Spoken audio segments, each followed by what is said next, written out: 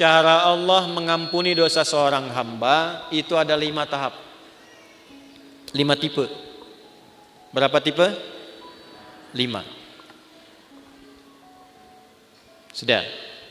1, dengan memaafkan kesalahan itu. Sifat Allah yang memaafkan kesalahan hamba disebut al-afwu. Ya.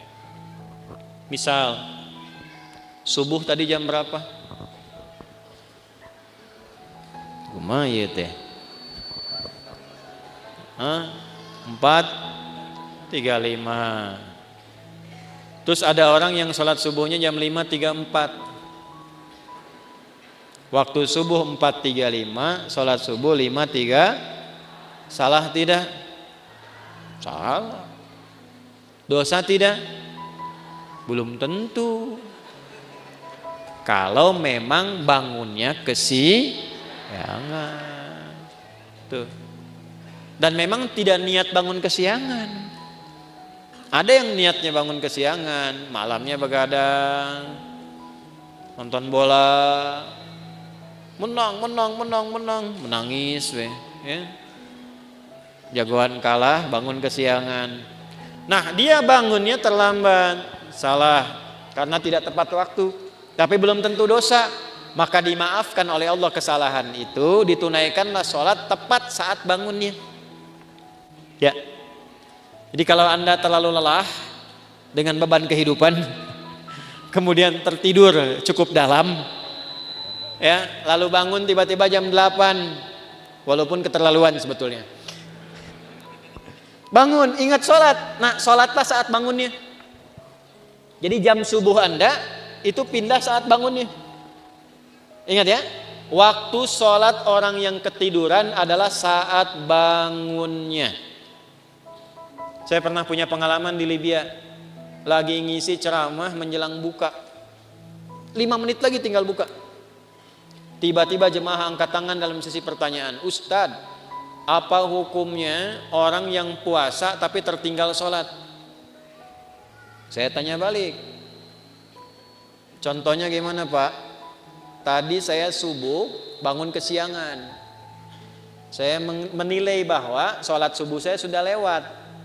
Jadi karena menyimpulkan sudah lewat waktu subuhnya, kehilangan waktu sholat. Dia tetap puasa tapi nggak sholat subuh. Zuhur sholat, asar sholat, maghrib belum karena nunggu buka. Maka bagaimana statusnya, status puasanya? Maka saya jawab, Pak, sekarang ambil wudhu, sholat subuh sekarang. Ya, betul, qadanya saat itu, saat waktu ingatnya di situ sholatnya.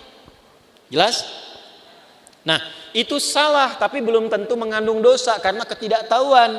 Karena lupa jadi salah. Kan lupa itu suka menyebabkan orang tidak ingat kan? Nah, ketika orang tidak ingat berpotensi salah.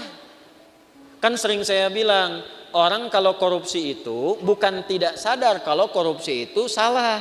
Cuman saat korupsi tidak ingat kalau korupsi itu salah. Itu, Bu. Hah?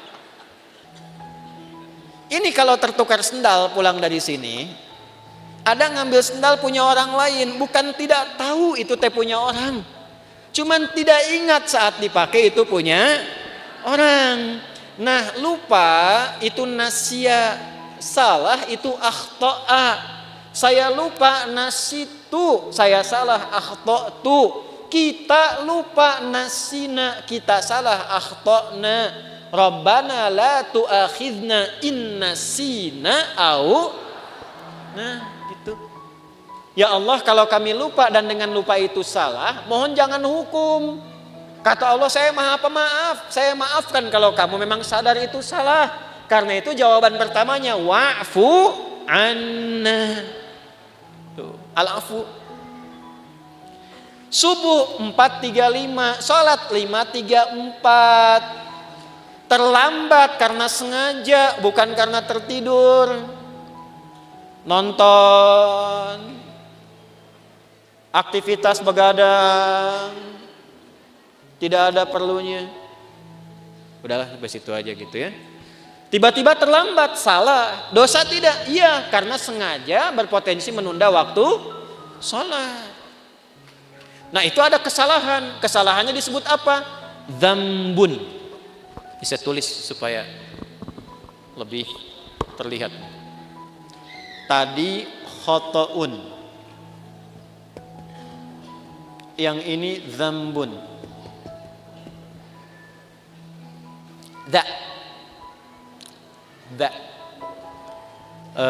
Kapan-kapan nanti saya mungkin rilis video pengajaran untuk spelling huruf hijaiyah tuh di 17 tempat. Itu diantara manfaatnya, itu bisa mengeluarkan semua potensi suara dalam tubuh. Bukan hanya untuk baca Al-Quran. Jadi kalau kita bisa mengeksplorasi itu belajar bahasa apapun bisa cepat untuk kita kuasai.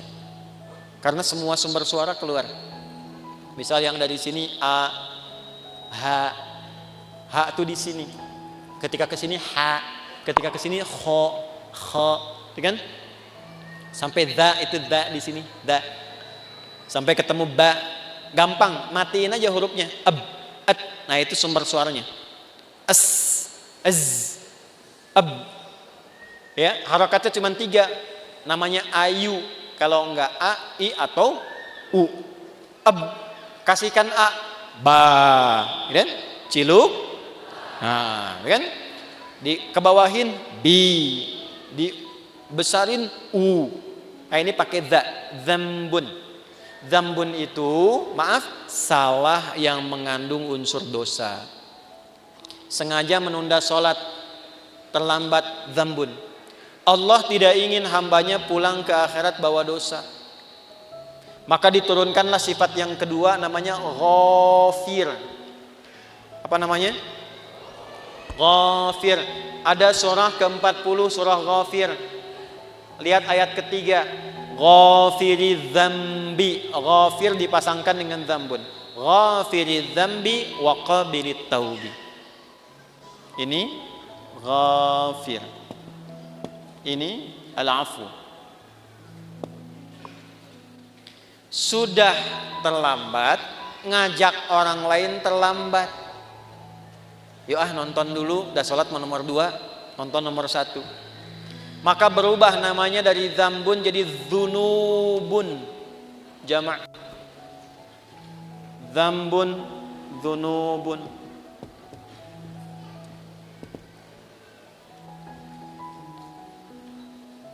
Sudah mencela, merasa paling hebat, merasa paling bagus, terakumulasilah dzunubun.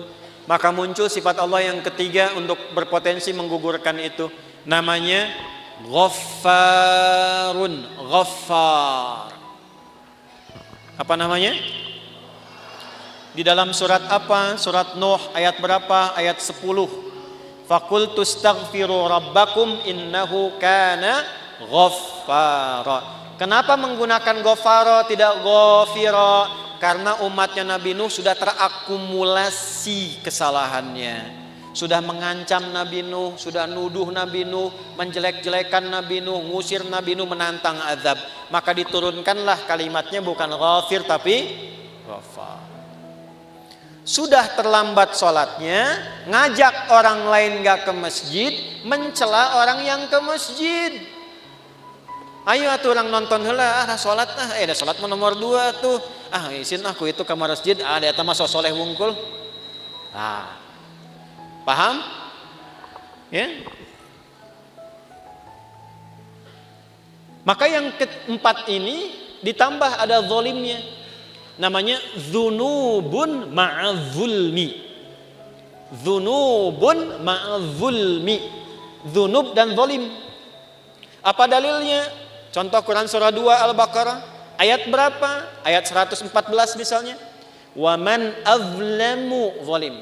Wa man azlamu mimman mana'a masajidallahi ay yuzkara fiha ismuhu wa sa'a fi kharabiha. Paham? Tidak. Siapakah kata Allah? Nih nanya sama kita. Pertanyaan ini enggak usah dijawab karena Allah sudah Maha tahu. Namanya pertanyaan retorik. Pertanyaan retorik itu pertanyaan yang diajukan untuk menggugah kita supaya mikir, bukan supaya jawab. Seperti khatib Jumat nanya kepada jamaah. Sudah menerangkan, dia tanya, apakah jamaah semua masih merasa beriman? Jangan dijawab, masih. Nah, ini masalah. Saya pernah khutbah Jumat tuh, satu daerah di desa, ya kan? Bukankah Bapak ini semuanya beriman kepada Allah? Betul.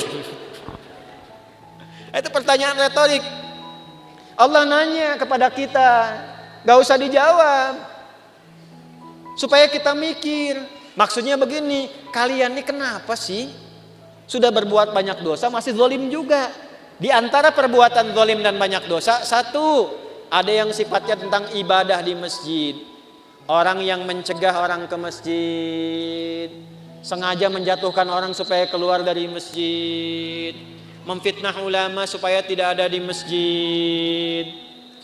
Tuh, itu namanya dosa akumulatif plus perbuatan zalim. Syirik, inna syirka la zulmun azim. Syirik masuk kategori ini nih. Syirik itu zalim. Ya. Hati-hati ya, yang kecil yang besar sama saja. 7 dosa besar nomor satunya syirik. Baik langsung atau menggunakan perantara. Langsung mengatakan semua agama sama, menuju pada Tuhan yang sama, cuma caranya beda-beda. Itu syirik lisan. Silakan, saya kalau masalah akidah tegas saya. Menggunakan perantara, pakai dukun, saya langsung saja nih, saya nggak perlu minta maaf. Ya, pakai dukun, menggunakan jasa dukun, menerawang air tuh, kira-kira malaikat ngatur apa enggak nih? Gimana supaya enggak hujan? Bawa panci, bawa apa, tokotok segala rupa itu. Kita itu umat yang sudah diatur dengan syariat, doanya ada.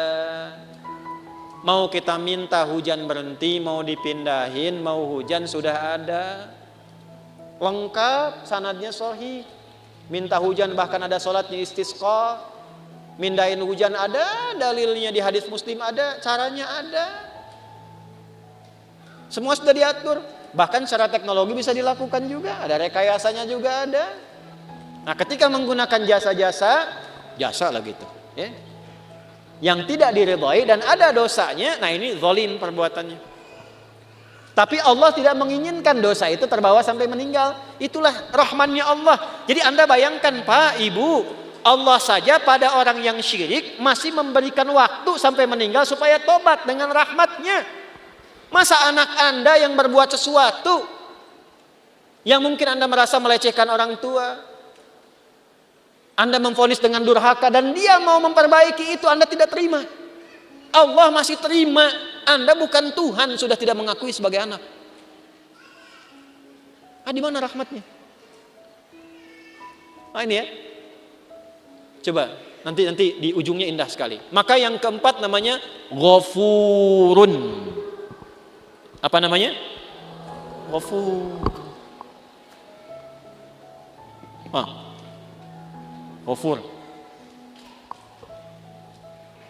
Pak Ghafur, nggak boleh cepat marah tuh.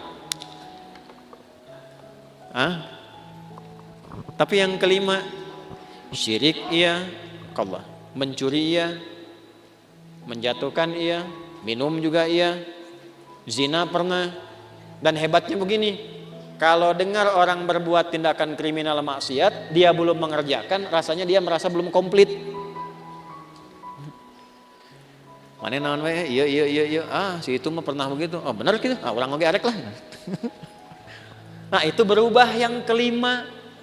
Namanya israf. Apa namanya? Israf itu sudah berlebihan. Ada orang berlebihan dalam dosa, semua pengen dicoba. Masih mungkin diampuni enggak? Halo? Allah dengan sifat rahmannya masih menurunkan ampunan pada yang demikian kalau dia mau tobat. Inilah yang kelima puncaknya. Ketika Allah ingin mengampuni dengan sifat kelima ini, tidak digunakan al-afu, tidak digunakan turunan dari kata ghafara, baik ghafir, ghafar ataupun ghafur, tapi yang kelima langsung disebutkan rahmatnya. Rahmat. Dengan sifat rahmannya langsung disebutkan kata rahmatnya, rahmat. Dosanya israf. Bahkan rahmatnya dilekatkan dengan sifat Allah pemiliknya. Ya, pakaian nisbah. Rahmat itu punyaku, maka dengan rahmat yang aku punya, semua rahmatku aku punya nih, aku tawarkan kepadamu ampunan supaya engkau tobat dari dosa yang kau kerjakan itu. Nih, ada yang pernah mabuk, pernah bunuh, pernah zina, pernah merampok, pengen tobat, pengen balik. Kata Allah jawabnya bagaimana? Hei, aku tawarkan kepadamu semua rahmat yang aku punya untuk mengampuni dosamu kalau engkau benar mau tobat. Kurang apa coba? Jadi kalau dengan tawaran itu masih ada yang belum tobat, keterlaluan itu. Dengan cara apa lagi Allah mesti ampuni? Di mana dalilnya? Quran surah ke-39. Di ayat berapa? 53. Bagaimana bunyinya? Qul ya ibadiyalladzina asrafu ala anfusihim la taqnatu mir rahmatillah. Sandarkan pada Allah. Wasi'at rahmati kulla syai'. Rahmat ketemu yang mutakallim. Rahmatku mencakup semuanya. Ya di situ apa? Allah. Jangan putus asa dari rahmat Allah.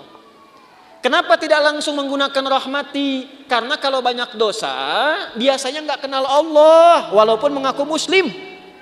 Itu. Maka nama Allahnya dikenalkan lagi, supaya kenal lagi. Ya. Contoh nih, ada orang sudah terakumulasi dosanya, profesional lah di bidang dosa, mabuk, nipu, ngerampok segala rupa kan. Terus Anda ingatkan, iya itulah orang bertakwa kepada Allah. Nah, pasti jawabnya gini, atau mau Allah lah gitu. Jangan bawa Tuhan gitu ya. Nah, karena belum kenal Tuhan, dikenalkan lagi la taqnatu mir rahmatillah. Dan hebatnya masih diaku hamba apa? Kul ya Muhammad, katakan ya ibadi, hei hambaku, masih diaku hamba. Coba ya, ini jangan anak Anda lah, anak umum aja.